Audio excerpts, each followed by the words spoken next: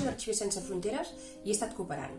Participar en un projecte de cooperació internacional t'ensenya molt i aprens molt.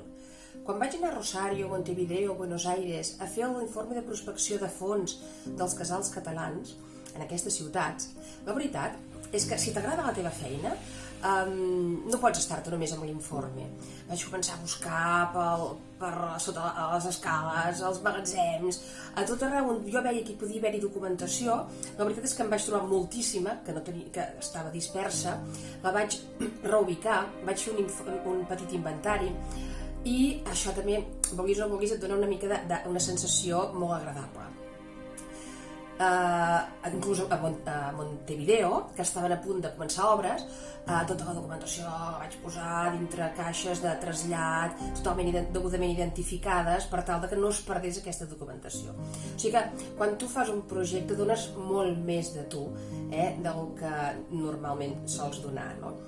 La veritat és que aprens molt, tothom és molt respectuós, molt col·laborador, et sents molt ben tractada i t'obre món i ment. Encara a vegades ens felicitem amb alguns del Centre Català de Rosario les festes, o sigui que sempre acaba quedant aquella estimació. No puc estar-me de comentar el projecte també vaig participar de l'Arxiu Històric de la Policia Nacional de Guatemala. L'any 2007 vaig estar de membre representant d'Arxivers Sense Fronteres al Consell Consultiu Internacional i allà realment és un tema de suport internacional, però em va permetre conèixer molt bé l'arxivística vinculada als drets humans.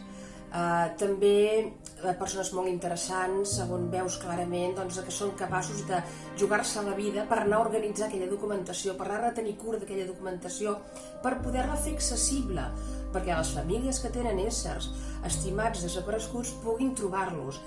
La veritat, i perquè hi hagi justícia social, la veritat és que arxivers i arxiveres que us gradueu, us encantarà fer un projecte d'Arxivers Sense Fronteres.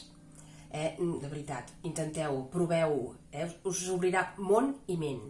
Bé, només tinc paraules d'agraïment tant als casals catalans de Buenos Aires, Rosario, Montevideo, com a tot el vinculat al projecte de l'Arxiu Històric de la Policia Nacional de Guatemala. La veritat, però també l'agraïment més gran és per Arxivers Sense Fronteres, perquè sense Arxivers Sense Fronteres no hagués estat possible fer aquests projectes de cooperació internacional. Per tant, gràcies i endavant!